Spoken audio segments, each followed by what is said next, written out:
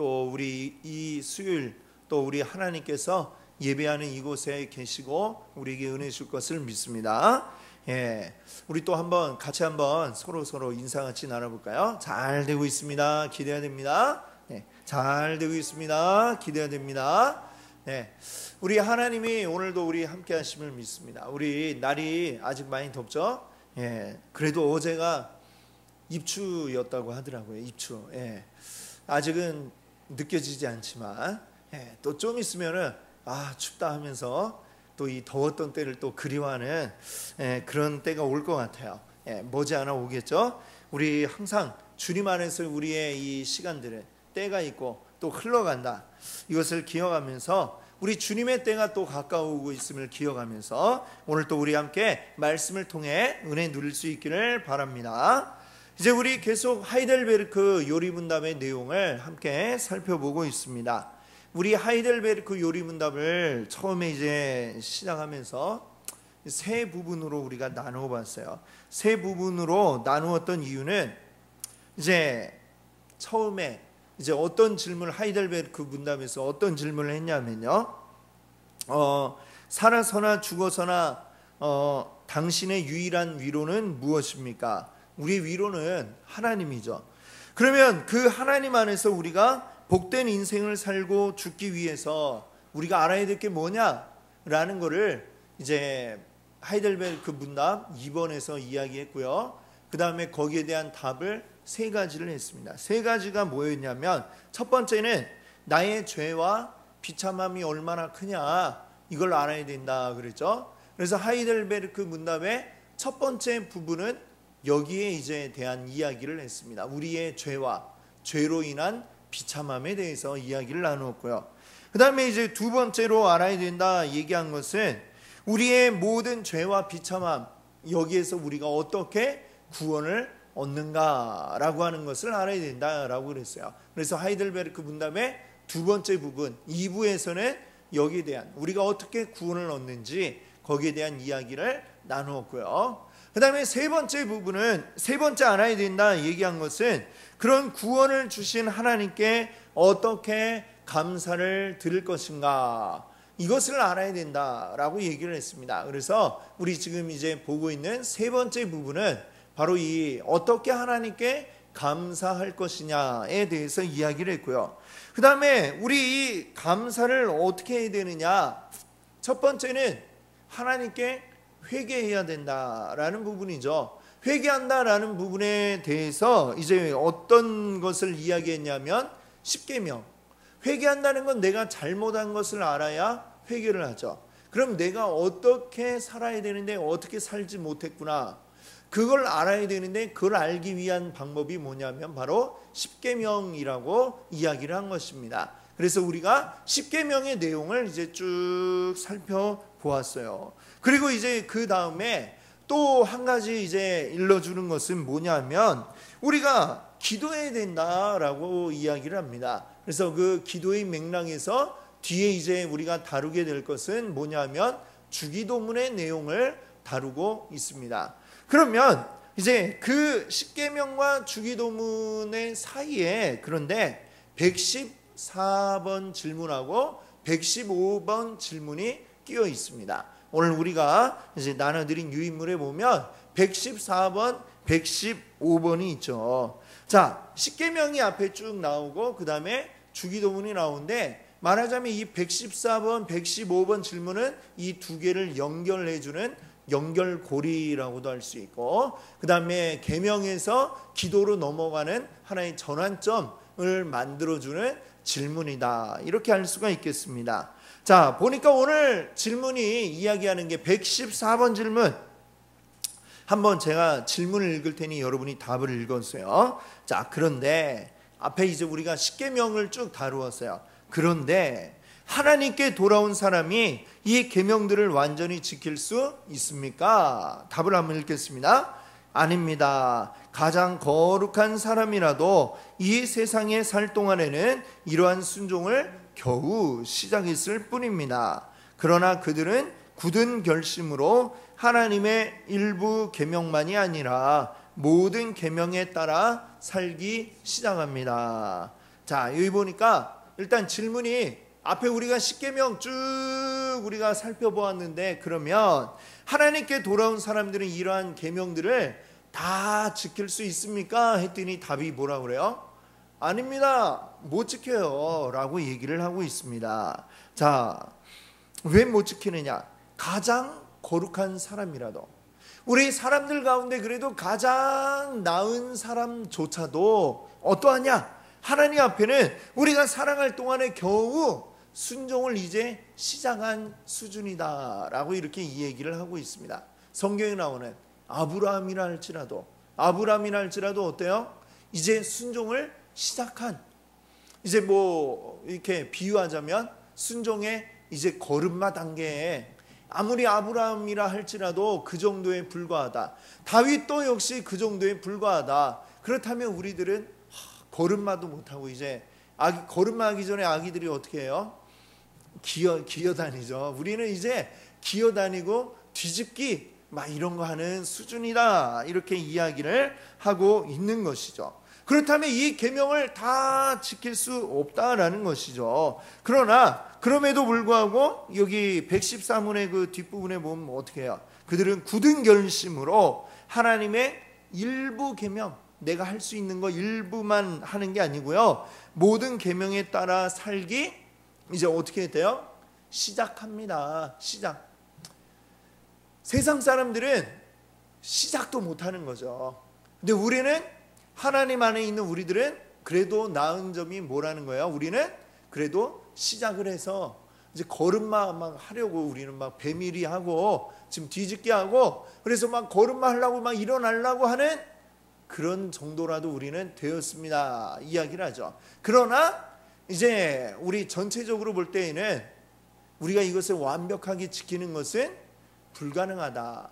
완벽하게 지키는 사람은 있다 없다? 없다라고 이렇게 말씀을 하고 있는 것이죠. 그래서 로마서 말씀이 이야기하는 것처럼 의인은 없나니 하나도 없다라고 하신 그 말씀이 하나님의 관점에서 볼 때에는, 사람이 볼 때에는 정말 대단하다, 의인이다 얘기할 수 있을지 모르지만 하나님의 관점으로 볼 때에는 불가능하다. 이 율법을 100% 지키는 것, 우리가 10계명 가운데 10번째 계명 어떤 거였어요? 마음에 대한 이야기를 했었죠. 마음, 탐심은 이게 내 의지로 되는 게 아니다라는 것을 말씀을 드렸었습니다.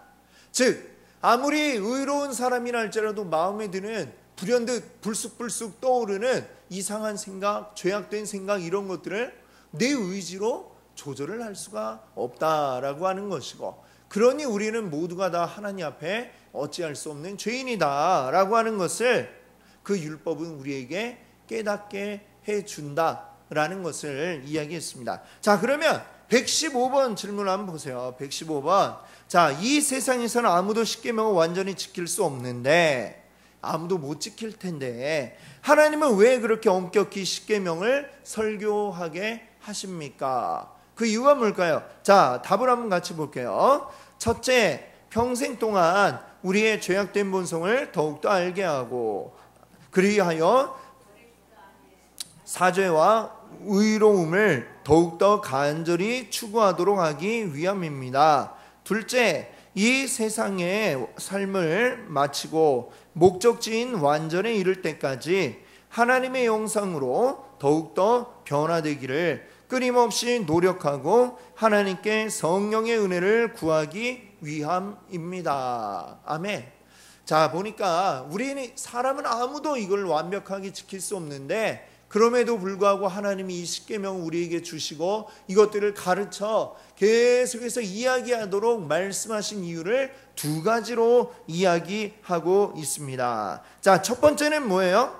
첫 번째는 뭐냐면 우리의 죄악된 본성, 우리는 죄인이다 라고 하는 것을 더욱더 깨닫게 하고, 그 다음에 뭐예요? 그 다음에 더욱더 그리스도 안에서 사죄가 뭡니까? 죄의 용서받음, 죄의 용서받음과 의로움, 의를 추구하도록 하기 위해서 이 십계명을 우리에게 주셨다라고 말씀하고 있습니다. 즉 우리가 죄를 먼저 깨닫지 않으면 이 죄를 용서받기 위해 하나님 앞에 간구할 수가 없는 것이죠. 내가 죄인이구나, 어찌할 수 없는 죄인이구나, 이걸 깨달을 때에 더군다나 내 힘으로 이거를 해결할 수 없구나라는 걸 알아야 이것을 해결할 수 있는 분, 우리 여호와 하나님 앞에 의지하게 되는 것이죠.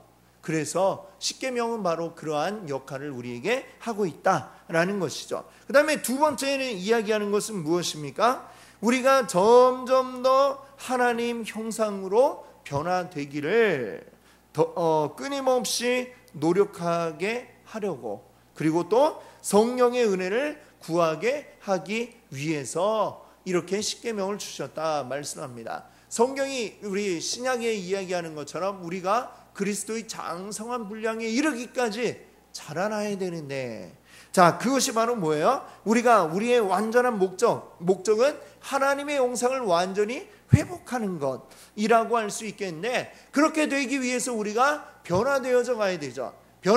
그렇게 되도록 변화되어져 간다는 것은 우리가 죄를 미워하고, 그리고 선을 사랑하고, 하나님을 사랑하고 하나님의 모습에 가깝게 나아가는 이런 모습이 되어야 할 것입니다. 그런데 십계명을 우리가 열심히 공부한 결과 어때요? 근데도 불구하고 우리의 힘으로는 그게 완벽하게 지키기 어렵다는 것을 우리가 깨달았습니다. 그 결과로 우리는 어떤 결론에 도달하게 되는 거예요? 내 힘으로 안 된다. 이거를 우리가 깨달아야 되는 거죠.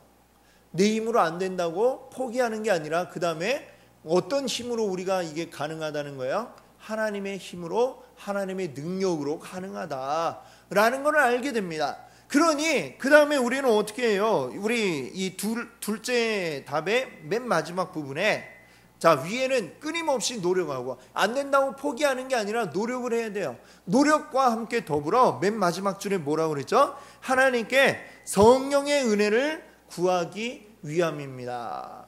이게 우리가 열심히 노력하지만 내 힘으로 안 되기 때문에 어떻게 해야 됩니까? 성령의 은혜를 우리가 구해서, 성령의 은혜를 힘입지 않고는 안 된다는 것을 알도록 깨닫게 하는 게 바로 이 율법의 역할이다 라고 이야기하고 있습니다. 자, 여기에서 우리가 중요하게 알아야 되는 게 바로 마지막에 은혜를 구하기 위함이다 라고 하는 것입니다. 은혜를 구하기 위함이다. 이 은혜를 구한다는 것, 은혜를 구하는 행위, 그걸 우리가 다른 말로 하면 뭐라고 할 수 있을까요? 바로 기도라고 할 수가 있겠죠. 기도. 내 마음대로 되지가 않으니까, 내 능력으로 안 되니까 우리는 하나님의 능력을 구하고 하나님께서 이루어 주시기를 바라는 것이죠. 그것이 바로 기도라고 하는 것입니다. 기도. 그래서 우리는 이 십계명을 통해서 우리 연약함을 깨닫고 내 힘으로는 안 된다는 것을 우리가 또 절감하면서 더욱더 우리는 성령의 은혜를 간구하는 것이죠. 내 마음속에 드는 여러 가지 악한 생각들이 그것들을 물리칠 수 있도록, 거기에 물들지 않도록, 내가 살고 있는 이 세상이 주장하는 것들에 내가 휩쓸리지 않고 하나님 앞에 구별된 자로 서 있기를 바라며 하나님의 능력을 간구하는 것입니다. 그래서 어떻게 돼요? 이 114번과 115번 질문이 자연스럽게 앞에 율법에서부터 이제 어떤 내용으로 우리를 이끌어가고 있어요? 기도해야 된다라는 내용으로 우리를 이끌어가고 있는 것입니다. 자, 그래서 이제 우리 뒷장을 보시면은, 그래서 이제 116번 질문이 나오는 거예요. 그러면 자, 그리스도인에게 왜 기도가 필요합니까? 자, 우리가 은혜를 구해야 된다라고 그랬어요. 그래서 기도해야 된다라는 얘기죠. 그러니 기도해야 되겠는데, 그러면 우리들은 왜 기도해야 됩니까? 기도의 필요성에 대해서 지금 이제 116번 질문은 말씀하고 있는 것입니다. 그 답을 한번 우리 같이 읽어볼게요. 기도는 하나님께서 우리에게 요구하시는 감사의 가장 중요한 부분이며, 또한 하나님께서는 그의 은혜와 성령을 오직 탄식하는 마음으로 쉬지 않고 구하고 그것에 대해 감사하는 사람에게만 주시기 때문입니다. 아멘. 자, 우리가 앞에서 이제 다시 이야기했지만 이 하이델베르크 문답의 세 번째 부분은 우리에게 구원을 주신 하나님께 어떻게 해야 되느냐? 감사해야 된다라고 하면서 그 내용이 시작이 되었습니다. 그 중에 이제 회개해야 될 부분에 대해서 십계명, 그리고 이제 이 기도에 대한 것을 이야기하고 있는 것이죠. 그러면 우리가 왜 기도해야 되느냐? 그 첫 번째 이유를 뭐라고 이야기하고 있습니까? 하나님께서 우리에게 요구하시는 감사의 가장 중요한 부분이 뭐라는 거예요? 바로 기도다라고 이렇게 이야기하고 있습니다. 즉 우리가 하나님 앞에 감사해야 되는 것은 그냥 우리가 감사한 일이 있으니까 하면 되고 안 해도 뭐 별거 아니잖아 라고 생각할지 몰라요. 또는 이 기도에 대해서도 기도는 하면 좋지만 뭐 안 한다고 큰일 나나요? 라고 생각하는 분들이 있을지 모르지만 사실은 이게 뭐라는 겁니까? 하나님이 우리에게 요구하고 계시는 것이다. 즉 우리가 기도 가운데 여러 가지 요소들이 있지만 우리는 기도 가운데 어떤 간구에 대해서만 우리가 많이 중점을 둬서 생각을 하죠. 기도하면 뭐 하나님 앞에 간구하고 이거 좀 해주세요. 좀 이게 됐으면 좋겠습니다. 이렇게 얘기하는 기도가 대부분을 차지하고 있는데 사실은 우리 기도 가운데 빼놓아서는 안 될 가장 중요한 부분이 무엇이냐면 바로 이 감사다라고 이야기를 하는 것입니다. 감사. 하나님은 우리에게 뭘 요구하시느냐? 감사할 것을 요구하고 계신다라고 하는 것입니다. 하나님은 왜 우리에게 감사하라고 그러실까요? 왜 감사하라고 그러실까요? 감사 받을 만한 일을 우리에게 해주셨잖아요. 그렇죠? 무엇입니까? 하나님이 우리에게 자신의 아들을 내어주셨어요. 그 아들을 또한 죽도록 하셨어요. 그리고 그 아들이 우리를 위해 피를 흘려서 그래서 우리가 살 수 있게, 더군다나 우리들을 하나님 진노의 자녀였던 우리들이 바뀌어져서 하나님의 아들이 되도록 하나님이 바꾸어 주셨다는 것입니다. 그러니 이것이 얼마나 이게 감사한 일입니까? 영원히 죽음에 이르를 수밖에 없는 우리가, 영원히 지옥 불에서 고통당할 수밖에 없는 우리가 지옥이 아니라 하나님 나라로, 그리고 진노의 자녀가 아니라 바로 하나님의 자녀가 되었다는 것, 이 놀라운 일을 이루셨는데 그럼 어떻게 우리가 이거를 감사하지 않을 수가 있느냐라고 하는 것입니다. 우리 세상 가운데서도 보면 어때요? 내가 누군가에게 꼭 뭔가 이렇게 바라고서 내가 이렇게 누굴 도와주고 하는 건 아니지만 내가 누군가를 좀 도와줬을 때 그 사람이 나에게 최소한 감사합니다라는 어떤 말이라도 좀 해주는 거하고 그냥 당연히 내가 받을 걸 받은 것처럼 뭐 이렇게 그냥 넘어가는 거하고, 그거 어때요? 좀 베풀 때에 내가 꼭 인사받으려고 한 건 아니지만 그래도 뭔가 전혀 감사하지 않고 막 당연히 누릴 걸 누리는 것처럼 하면 어때요? 내 마음이 좀 괘씸하다 뭐 이런 생각이 들 때도 있잖아요. 그렇죠? 예. 자, 세상 가운데서도 그런데 하나님이 우리에게 꼭 뭔가를 바라고 우리를 살리시고 영생을 주시고 하나님 자녀 되게 하신 건 아니지만 그래도 내가 그 큰 이 은혜를 입었으면 거기에 대해서 감사하는 것은 당연하다라고 이야기할 수가 있을 것입니다. 그거를 만약에 감사를 하지 않는 사람은 어떤 거예요? 뒤집어서 생각하면 이게 그냥 나에게 당연히 있어야 될 걸로 내가 알고 있는 거지 누군가 나를 도와준 걸로 생각하는 게 아니다라고도 이야기할 수 있겠죠. 우리가 하나님 앞에 감사하는 이유는 내가 당연히 이 영생을, 이 구원을 내가 받을 만해서 받은 걸로 아니까 감사하지를 않는 것이죠. 이게 나는 도저히 받을 수 없는 것을 받았다라고 생각하면 이거를 감사하지 않을 수 없다라는 것입니다. 그래서 우리는 이 하나님의 은혜, 우리가 앞에서 이야기한 그 십계명을 우리가 쭉 잘 배워서 우리가 깨달아 안 게 뭐예요? 우리는 이 하나님의 뜻대로 절대로 살 수가 없구나. 그 얘기를 우리가 앞에 해왔잖아요. 하나님 앞에 우리는 늘 죄인일 수밖에 없구나. 정말 진노의 자녀일 수밖에 없구나 라는 걸 우리가 잘 깨달아 알았는데, 그러니 그런 우리를 구원해 주셨다. 이걸 우리가 온전하게 깨달았다면 우리는 자연히 하나님 앞에 감사하지 않을 수 없다. 라고 하는 것입니다. 늘 감사의 이 표현이 나올 수밖에 없는 것입니다. 그래서 이 기도는 뭐냐? 바로 우리의 마음의 표현이다 라고 하는 것입니다. 우리의 마음, 주님 너무 감사해요, 감사해요, 이 마음이 우리 가운데 있으니까 이것을 늘 하나님 앞에 감사의 기도를 드리는 거죠. 하나님 앞에 감사합니다, 너무 고맙습니다, 이렇게 기도로 우리가 하나님 앞에 표현을 하는 것이죠. 우리 세상 가운데서 우리가 흔히 그러잖아요. 말하지 않으면 아무도 모른다라고 얘기를 하죠. 하나님은 물론 우리의 마음 깊은 곳까지 다 알고 계신데, 근데 꼭 우리가 감사해야 되나? 기도해야 되나? 근데 우리 마음에 감사한 마음이 있으면 자연히 이게 감사하다는 얘기가 나오게 될 수밖에 없습니다. 내가 그냥 마음으로만 감사해요 이렇게 생각하고 있는 거는, 감사하다 생각하는 것은 그건 그냥 말로만 그러는 거지 진짜 감사한 게 아니죠. 진짜 감사하다면 아유 고맙다 고맙다 막 이렇게 얘기를 하고 누구에게도 고맙습니다 감사합니다 얘기를 하는 게 당연하다라는 것이죠. 그래서 이 감사는, 기도는, 감사의 기도는 우리 마음의 표현이다. 하나님 앞에 우리 말로 표현을 하셔야 돼요. 하나님 감사합니다, 하나님 나를 살려주셔서 감사합니다, 이렇게 우리가 기도를 한다라고 하는 것이죠. 꼭 내가 뭐 필요할 때만 하나님 앞에 이게 지금 필요합니다, 이게 부족해요, 이걸 좀 채워주세요, 이것만 기도가 아니라 하나님 앞에 먼저 나와 같은 죄인을 살리신, 우리 아까도 찬송 불렀죠. 나 같은 죄인 살리신 주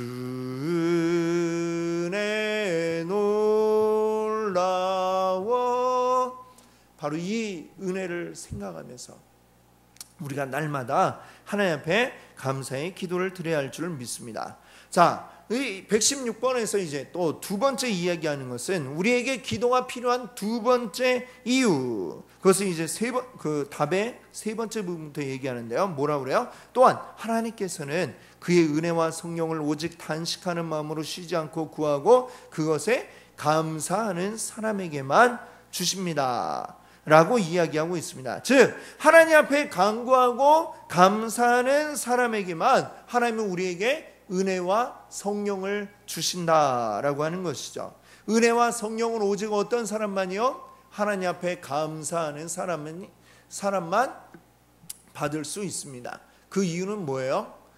이것의 가치를 아는 사람에게 하나님이 주시는 것입니다. 하나님의 은혜의 그 가치, 그리고 성령께서 우리 안에 일하시는 그 놀라운 역사의 가치, 이것을 아는 사람에게 하나님이 주시는 거예요.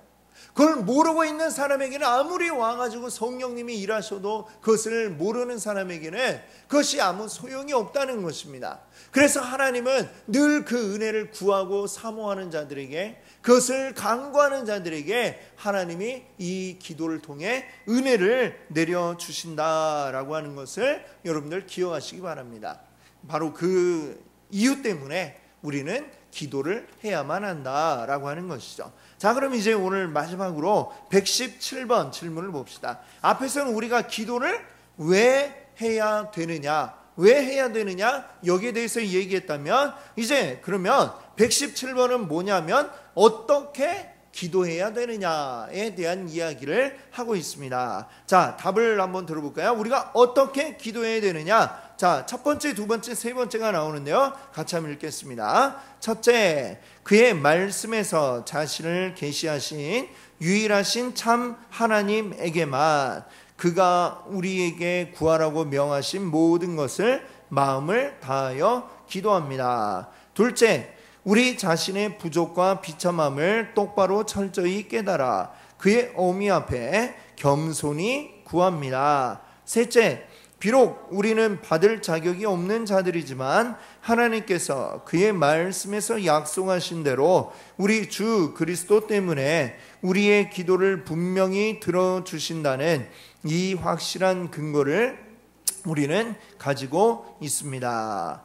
자, 이 말을 이제 쭉 요약을 해보면 첫 번째, 두 번째, 세 번째로 우리가 어떻게 기도해야 되는지를 이제 이야기하고 있는데, 첫 번째는 뭐냐?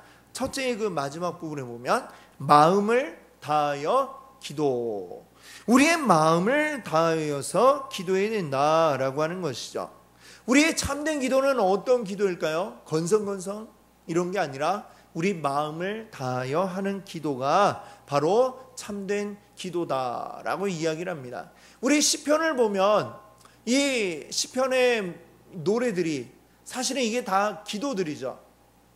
여러 작자들이 하였던 그 기도들을 모아놓은 게 바로 시편입니다. 그 시편의 말씀들을 하나하나 읽어보십시오. 그들이 어떠한 마음으로 하나님 앞에 기도를 하고 있는지, 그냥 입에 발린 말로 하는 이야기가 아니라 그들의 마음 정성을 다하여서 그들의 마음 속에서 우러나오는 참된 기도를 하고 있다라고 하는 것을 우리가 알 수 있습니다. 그것들을 우리가 기억해야 되겠고요. 자, 두 번째는 뭐냐면 하나님께 어떻게 기도해야 되느냐? 겸손히 기도해야 된다. 겸손함으로. 자, 칼빈은 뭐라고 이야기를 했냐면요, 자기를 안다는 것은 자기의 죄와 비참함을 아는 것이다 라고 이렇게 이야기를 하고 있습니다. 나의 죄와 비참함, 즉 우리가 주일 오후에 이렇게 이야기 나누었습니다만, 우리가 자기를 부인한다라고 하는 거 이야기를 나눴죠. 그때 어떤 나를 부인해야 된다고 그랬어요? 바로 이것이죠. 나의 죄와 비참함의 그 모습, 하나님 안에서 새롭게 되기 이전에 우리의 죄 가운데 있는 그 비참함, 바로 그것을 부인하는 것, 이게 참된 자기 부인이다, 이 말씀을 드렸는데, 여기서 이야기하는 것도 바로 이것입니다. 우리가 하나님 앞에 어떤 자들인가, 본래 나의 모습은 무언가? 바로 우리가 부인해야 할 그 모습, 즉 죄로 가득한, 그리고 그 죄로 인한 비참함에 있는 우리의 모습. 그러니 이대로는 우리가 하나님 앞에 온전히 나아갈 수 없고 하나님의 택함 받은 자 될 수 없는데, 그럼에도 불구하고 우리를 어떻게 하셨어요? 구원하시고 그 죄에서 건져주셨다. 이 사실을 우리가 온전히 알 때에 하나님 앞에 우리가 어떻게 고개를 빳빳이 들고 기도할 수가 있겠습니까? 자, 여러분, 우리 그 잘 아는 그 예수님의 그 말씀 가운데에 예수님이 세리와 그리고 바리새인의 기도에 대해서 이렇게 말씀하셨죠. 바리새인은 기도할 때 어떻게 했어요? 하나님 앞에 고개를 빳빳하게 그냥 들고 하나님 하면서 저 옆에 있던 세리를 가리키면서 저는 저 세리와 같이 되지 않게 해주셔서 감사합니다, 이렇게 기도를 했어요. 이게 정말로 감사한 기도일까요? 아니죠. 하나님 앞에 하나님은 누구의 기도를 더 기뻐 받으셨느냐면 그 죄인이라고 하는 세리의 기도를 기뻐 받으셨다라고 말씀하고 있습니다. 바리새인의 기도는 뭐예요? 하나님 앞에 겸손하지 않은, 하나님 앞에 자기는 너무나 잘났고 너무나 떳떳한 이 바리새인의 기도는 하나님 앞에 용납되지 않는 그러한 기도였던 것이죠. 바리새인 아니라 그 뭐 할아버지, 증조 할아버지라도 하나님 앞에는 다 죄인이요, 너무나 연약한 그 죄로 인한 비참한 가운데 빠져 있는 자들임을 오늘 우리가 기억하지 않으면 안 되겠습니다. 그래서 우리는 하나님 앞에 날마다 우리의 그 죄악되었던 그 모습, 그리고 우리 힘으로 하나님 앞에 한 걸음도 나아갈 수 없는 연약한 자임을 우리가 고백하는, 그래서 우리에게는 하나님이 필요합니다라고 간구하지 않으면 안 되는 그런 상태에 있음을 우리가 기억하고 우리 하나님 앞에 겸손히 기도해야 된다, 이렇게 이야기하고 있는 것이죠. 자, 세 번째는 무엇입니까? 확실한 근거를 가지고 하는 기도. 우리는 확실한 근거를 가지고 기도해야 된다, 이 말씀을 하고 있습니다. 자, 하나님께서 우리의 기도를 들어주신다는 확신, 이 확신 가운데 우리는 기도해야 되는 것이죠. 자, 그런데 많은 사람들이 자 어떤 상태냐면 확신 없이 기도하거나 또는 잘못된 확신을 가지고 기도하거나 요런 데 이제 빠져 있는 분들이 많다라고 하는 것입니다. 확신이 없다라고 하는 건 뭐예요? 기도를 하는데 과연 이 기도를 하나님이 들으실까? 하나님이 이 기도를 들으시고 우리 삶에 또 나에게 어떤 역사를 일으키실까에 대한 확신이 없이 그냥 기도하니까 하는, 뭐 이런 그냥 해야 된다니까 하는 그런 상태에 있는 분들, 그런 분들의 기도는 이것은 이루어질 수가 없는 것입니다. 또 하나는 뭐냐면 잘못된 확신 가운데 있는 기도이죠. 잘못된 확신이란 무엇이냐? 내가 열심히 기도를 하니까, 우리 흔히 하는 말로 그런 말이 있잖아요. 지성이면 감천이다. 예. 열심히 하면 기도를 하나님이 들어주실 거라고 생각하는 잘못된 확신 가운데 기도하는 자들이 있다라고 하는 거죠. 지성이면 감천, 이거는 뭐예요? 정화수 물 떠놓고 달한테 빌 때에도 지성이면 감천이고, 또 이렇게 뭐 마을마다 있는 뭐 선앙당에 그 앞에 가고 막 비나이다 하는 그것도 지성이면 감천이고, 이 세상에 존재하는 다른 모든 종교들이 다 강조하는 게 뭐예요? 지성이면 감천이라는 것이죠. 우리는 지성이면 감천으로 하나님 앞에 기도하는 게 아니라 오직 하나님의 은혜로 기도하는 줄 믿습니다. 아멘. 우리의 열심히 하나님을 움직이는 게 아니라, 내 열심으로 하나님이 일하시는 게 아니라, 하나님이 우리를 사랑하셔서 그 아들 예수 그리스도를 보내주셨고, 그 아들 예수 그리스도를 통해서만 우리는 하나님 앞에 기도할 수 있는 것이고 하나님의 역사가 나타난다, 이 사실을 우리가 기억하시기 바랍니다. 그래서 우리 기도할 때에 우리 누구 이름으로 기도합니까? 우리 기도 끝날 때 누구 이름으로 기도합니다 이렇게 외쳐요? 예수님의 이름으로 기도합니다 라고 하는 거죠. 이것은 우리가 하나님 앞에 기도할 수 있는 유일한 통로이기 때문에, 하나님께로 나아갈 수 있는 유일한 통로 예수 그리스도이기 때문에 우리는 예수님의 그 이름을 가지고 기도를 하는 것이죠. 다른 어떤 것이 나를 변화시킬 수 없다는 사실을 알아야 됩니다. 우리가 기도할 때 이루어질 수 있습니다. 그런데 이루어질 수 있는 이유는 우리가 예수 이름으로 기도하기 때문인 줄 믿습니다.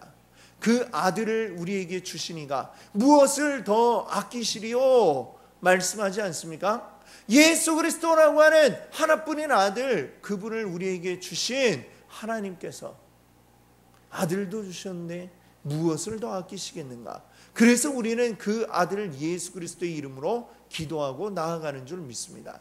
그리고 이 기도를 통해 하나님께 더 가까이, 또 하나님의 뜻을 더 깊이 깨달아 알게 되고, 그래서 우리는 더 하나님 모습으로, 하나님 닮은 모습으로, 하나님의 형상대로, 또 그리스도의 장성한 분량으로 자라나게 되고 변화되는 줄 믿습니다. 아멘. 바로 그것을 위해 우리가 기도하는 것이죠. 오늘 이 기도 가운데 우리 하나님의 놀라운 역사가 나타나게 될 줄 믿습니다. 또 그것을 우리 믿고 확신하면서 날마다 뜨겁게 우리 주님 앞에 기도하시는 여러분들 되시기 바랍니다. 함께